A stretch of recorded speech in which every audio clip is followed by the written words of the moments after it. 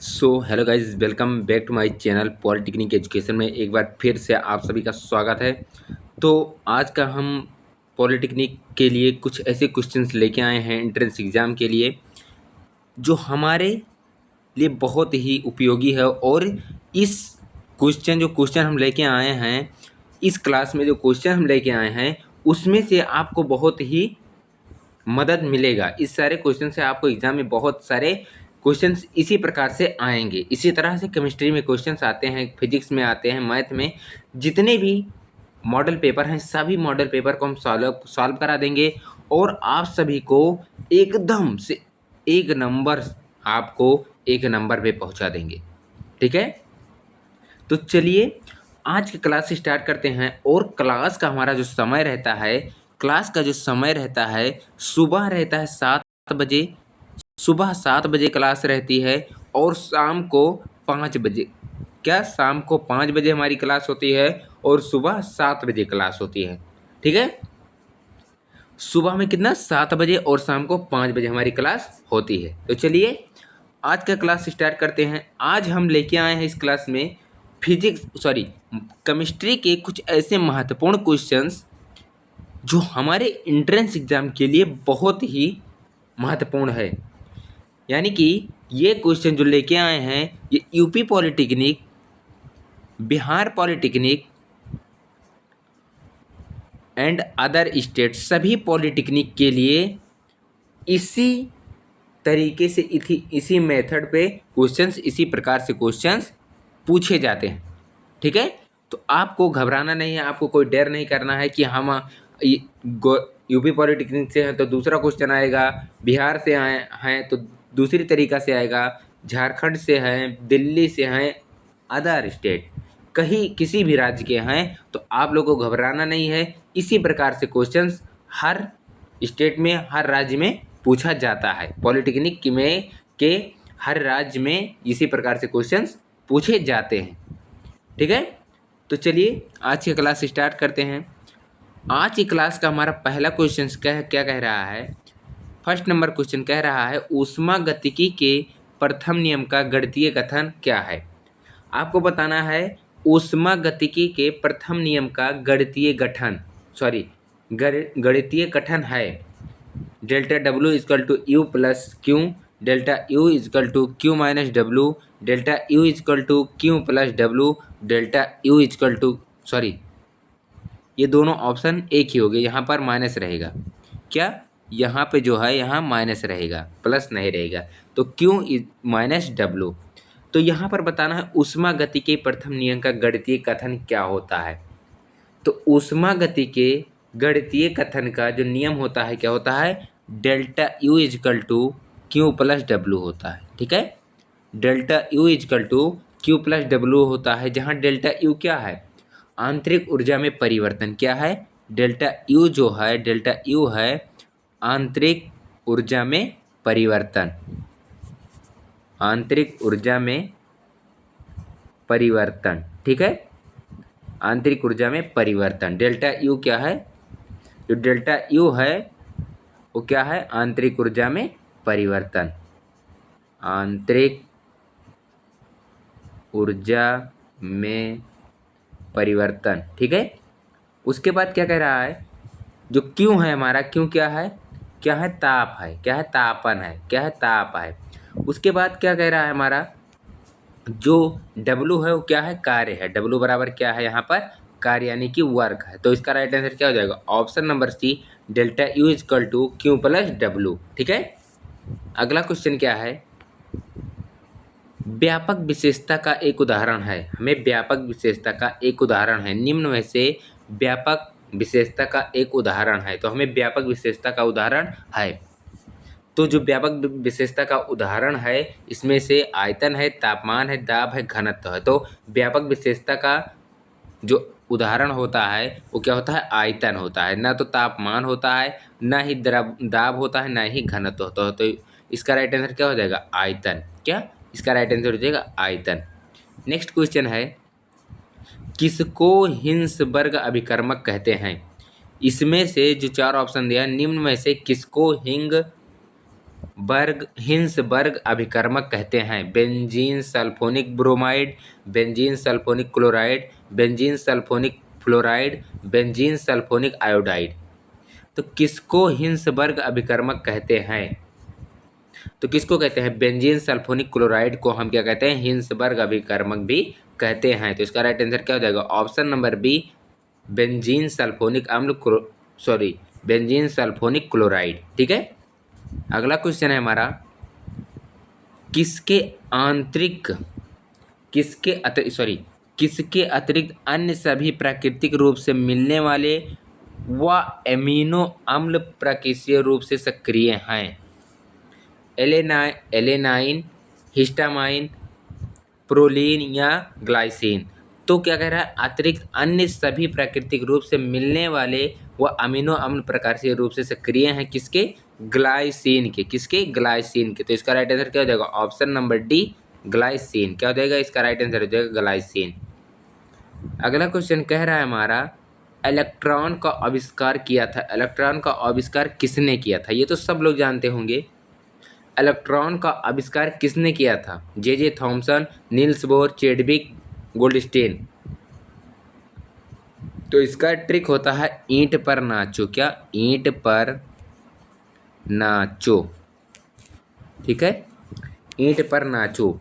ईंट मतलब इलेक्ट्रॉन हो गया थॉमसन, प्रोटॉन हो गया रदरफोर्ड और न्यूट्रॉन हो गया जेम्स चैडविक।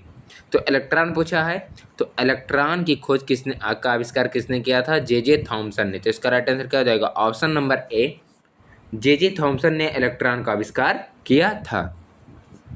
अगला क्वेश्चन है, सोडियम का सही इलेक्ट्रॉनिक विन्यास क्या है? सोडियम का इलेक्ट्रॉनिक विन्यास क्या होता है?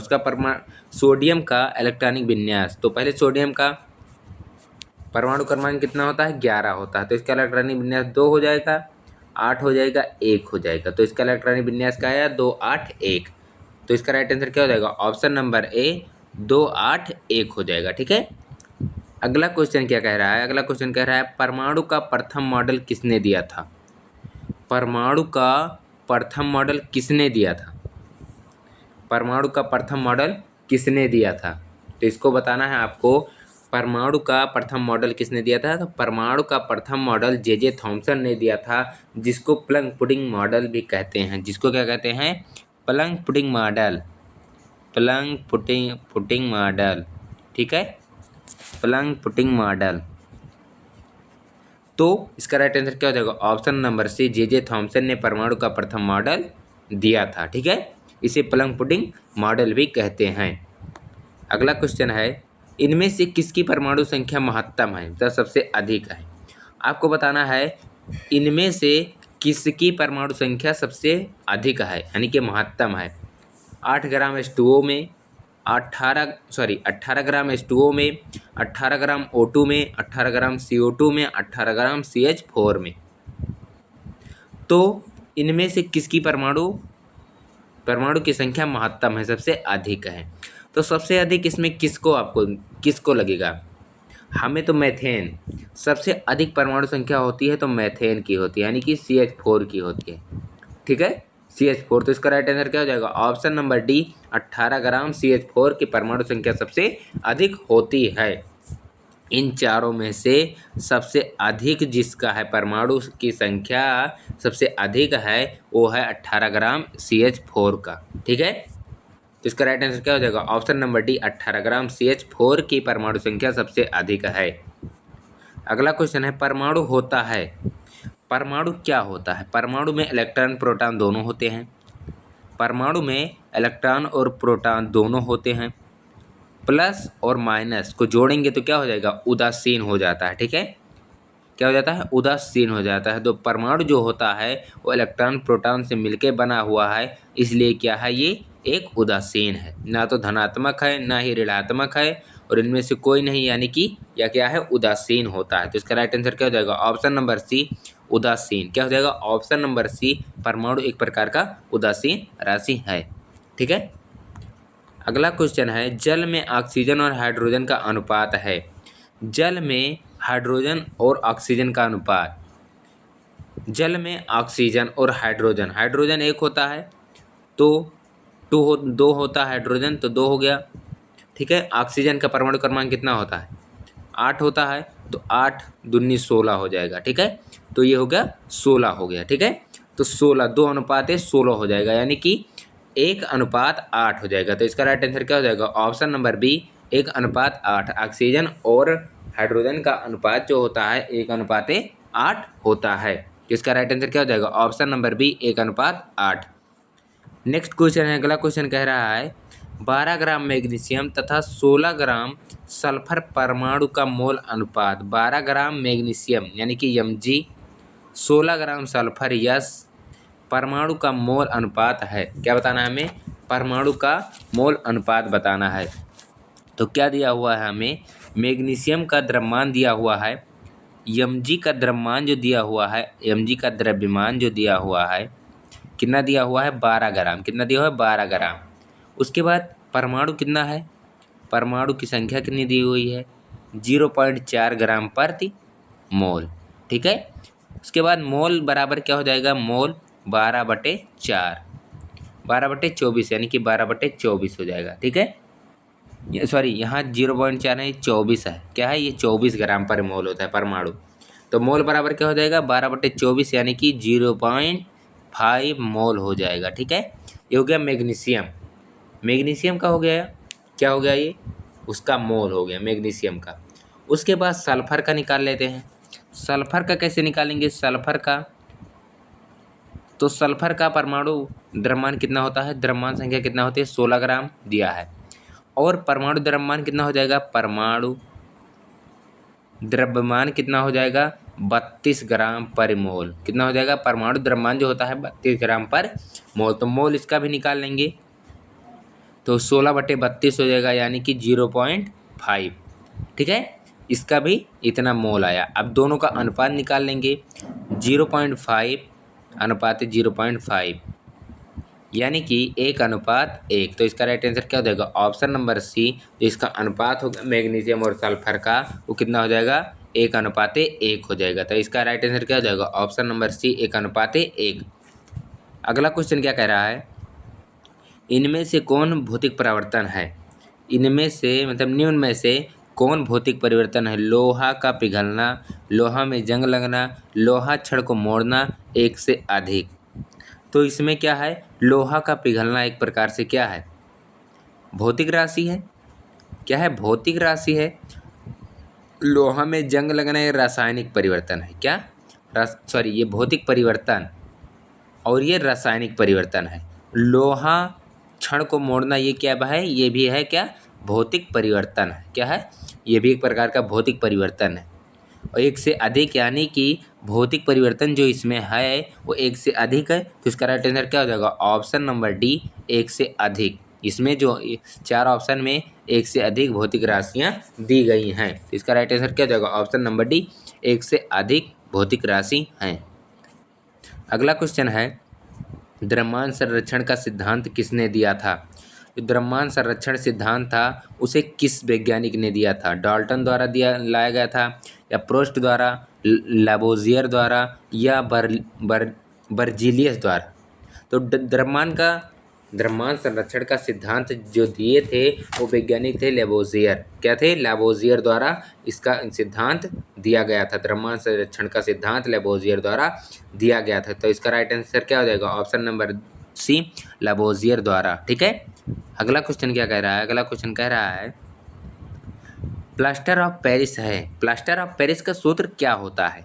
तो प्लास्टर ऑफ पेरिस का सूत्र होता है CaSO4 × ½ ठीक है। तो इसका राइट आंसर क्या हो जाएगा? ऑप्शन नंबर सी, CaSO4 × ½ अगला क्वेश्चन है, इनमें से कौन चीनी की घुलनशीलता 25 डिग्री सेल्सियस पर बताता है? इनमें से कौन चीनी की घुलनशीलता 25 डिग्री सेल्सियस पर बताता है? ऑप्शन ए दिया हुआ 21 ग्राम, बी 204 ग्राम, ऑप्शन सी 37 ग्राम, ऑप्शन डी 164 ग्राम।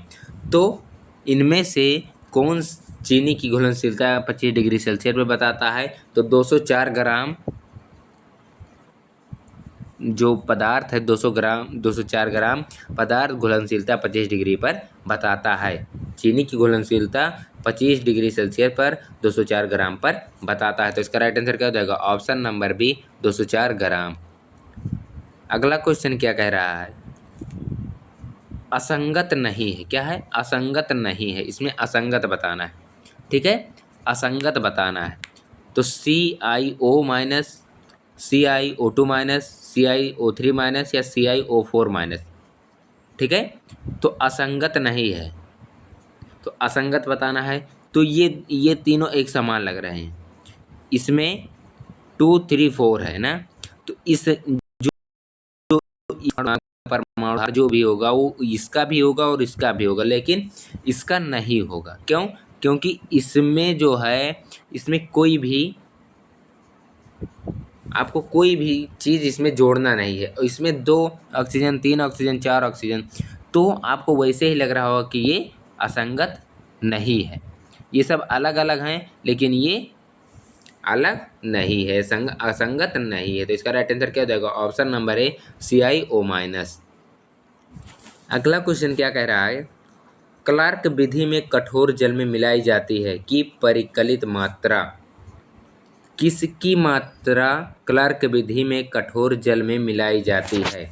चूना, धावन सोडा, चूना सोडा या बूझा चूना। तो क्लार्क विधि से हम क्लार्क विधि से क्लार्क विधि से में क्लार्क विधि में कठोर जल में मिलाई जाती है। क्या मिलाई जाती है? क्लार्क विधि में कठोर जल में क्या मिलाई जाती है? बुझा हुआ चूना मिलाया जाता है। क्या मिलाया जाता है? बुझा हुआ चूना मिलाया जाता है। क्लार्क विधि में कठोर जल में बुझा हुआ चूना मिलाया जाता है। बुझा चूना CaO मिलाया जाता है कठोर जल में। C2SO4 हो गया, H2SO4 हो गया, ये सब कठोर जल के उदाहरण हैं। ठीक है, इसका राइट आंसर क्या हो जाएगा? ऑप्शन नंबर डी बुझा चूना। क्लार्क विधि में कठोर जल में बुझा चूना मिलाया जाता है। अगला क्वेश्चन 18 नंबर, HCO3 माइनस का संयुग्म क्षार है। इसका संयुग्मी क्षार बताना है। तो क्या इसमें आपको दिख रहा है? देखिए यहाँ CO2 दिख रहा है, माइनस में नहीं दिख रहा है। ठीक है, यहाँ पर क्या बताया? संयुग्मी क्षार बताना है। तो यहाँ H निकल जाएगा, ये अम्ल है, H अम्ल है। ठीक है, तो यहाँ क्या बचा? H2 जो है यहाँ अम्ल हो जाएगा, लेकिन क्षार क्या बचेगा? क्या बचेगा? CO2 माइनस बचेगा। CO2 माइनस, CO2 माइनस बचेगा। क्या बचेगा? जो संयुग्मी क्षार, इसमें अम्ल हो जाएगा, H प्लस हो जाएगा, लेकिन जो संयुग्मी क्षार बचेगा CO2 माइनस बचेगा। तो इसका राइट आंसर क्या हो जाएगा? ऑप्शन नंबर डी, इसका संयुग्मी क्षार हो जाएगा option number D CO2 minus. अगला क्वेश्चन क्या कह रहा है? एसिटिक अम्ल का pKa और अमोनिया हाइड्राइड का pKa। एसिटिक अम्ल का pKa और अमोनिया हाइड्राइड का pKa क्रमशः 4.46 और 4.75 है। तो अमोनिया एसीटेट विलयन का pH है, तो इसका pH कितना हो जाएगा? लगभग कितना हो जाएगा? लगभग इसका pH 7 होता है। अमोनिया एसीटेट विलयन का pH कितना होता है? लगभग 7 होता है। तो इसका राइट आंसर क्या हो जाएगा? ऑप्शन नंबर डी 7 होगा। ठीक है, ऑप्शन नंबर डी 7 होगा। अगला क्वेश्चन क्या है? 20 नंबर क्वेश्चन, वह एल्डिहाइड जिनमें एक व हाइड्रोजन परमाणु नहीं होता है, स्वचयन और अपचयन अभिक्रिया के साथ गर्म करने पर करते हैं। क्या करते हैं? वह एल्डिहाइड जिनमें एक व हाइड्रोजन परमाणु नहीं होता है, स्वचयन और अपचयन अभिक्रिया के साथ गर्म करने पर करते हैं। सांद्रित अम्ल, सांद्रित अल्कली या तनु अम्ल या जलीय NaOH। तो क्या करते हैं? जलीय NaOH। तो इसका राइट आंसर क्या हो जाएगा? ऑप्शन नंबर डी जलीय NaOH, सोडियम हाइड्रोक्साइड। ठीक है, अगला क्वेश्चन क्या है? 21 नंबर क्वेश्चन, ग्रोबियल संश्लेषण को तैयार करने के लिए प्रयुक्त होता है। तो ग्रोबियल संश्लेषण को तैयार करने के लिए हम क्या, किसका प्रयोग करते हैं? प्राथमिक अमीन का, प्राथमिक अल्कोहल का, द्वितीय अमीन, द्वितीयक अल्कोहल का। तो ग्रेबियल संश्लेषण को तैयार करने के लिए प्राथमिक अमीन का प्रयोग करते हैं। तो इसका राइट आंसर क्या हो जाएगा? ऑप्शन नंबर ए प्राथमिक अमीन। ठीक है, अगला क्वेश्चन है सैलिसिलिक अम्ल का एसिटाइलीकरण उत्पादित करता है। सैलिसिलिक अम्ल का एसिटाइलीकरण उत्पादित करता है। पिक्रिकम, एस्पिरिन, क्यूमीन या सेलिसाइलल्डिहाइड। तो सैलिसिलिक अम्ल का एसिटाइलीकरण उत्पादित करता है एस्पिरिन। क्या? एस्पिरिन। तो इसका राइट आंसर क्या हो जाएगा? Option number B, aspirin. अगला क्वेश्चन है C2H2 अणु में संकरण है। C2H2 अणु में संकरण क्या होता है? तो इसमें संकरण जो होता है sp3 होता है या sp2 होता है, sp होता है, sp3d होता है। तो C2H2 अणु में संकरण होता है sp संकरण होता है। क्या होता है? sp संकरण होता है। तो इसका राइट आंसर क्या हो जाएगा? ऑप्शन नंबर सी, sp हो जाएगा। क्या हो जाएगा? ऑप्शन नंबर सी। C2H2 में जो संकरण होगा क्या होगा? sp संकरण होगा। अगला क्वेश्चन है वह तत्व जिनकी परमाणु संख्या समान परंतु द्रव्यमान संख्या अलग होती है उसे क्या कहते हैं? आइसोटोप कहते हैं, समस्थानिक कहते हैं। ठीक है, तो इसको कहते हैं आइसोटोप। तो इसका राइट आंसर क्या हो जाएगा? Option number B. वे तत्व जिनकी परमाणु संख्या समान परंतु द्रव्यमान संख्या अलग होती हैं उन्हें क्या कहते हैं? आइसोटोप कहते हैं। इसका राइट आंसर क्या हो जाएगा? Option number B, isotope. Next question है तत्व ए बी सी तथा डी की परमाणु क्रमांक 12, 13, 15 और 3 है तत्व जो के केटायन नहीं बनाते हैं। ठीक है, आपको बताना है कौन से तत्व केटायन नहीं बनाते हैं, किस परमाणु क्रमांक वाले परमाणु संख्या वाले तत्व केटायन नहीं बनाते हैं। तो 12 वाले बनाते हैं, 13 वाले बनाते हैं, लेकिन 15 वाले एनायन बनाते हैं। क्या बनाते हैं? एनायन बनाएंगे। जो सी वाला है वो क्या बनाएगा? एनायन। और डी वाला भी क्या बनाएगा? केटायन। ठीक है, तो सी वाला जो होता है वो क्या बनाएगा? एनायन। तो इसका राइट आंसर क्या हो जाएगा? Option number C, anion. ठीक है,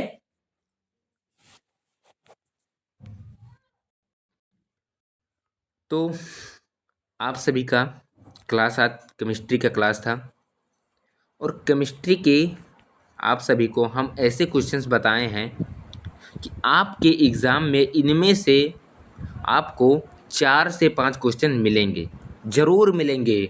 देख लीजिएगा, आप एंट्रेंस एग्ज़ाम में जिस दिन बैठोगे आप सोचोगे, अगर क्लास नहीं सही से देखे, शुरू से आपको क्लास देखना है, कहीं भी स्किप नहीं करना है, शुरू से अंत तक देखिएगा। अगर हमारी वीडियो आपको अच्छी लगेगी तो वीडियो को लाइक करके अपने दोस्तों तक शेयर कीजिएगा ताकि वो भी एंट्रेंस एग्ज़ाम की तैयारी कर सकें, बेहतरीन तरीके से कर सकें।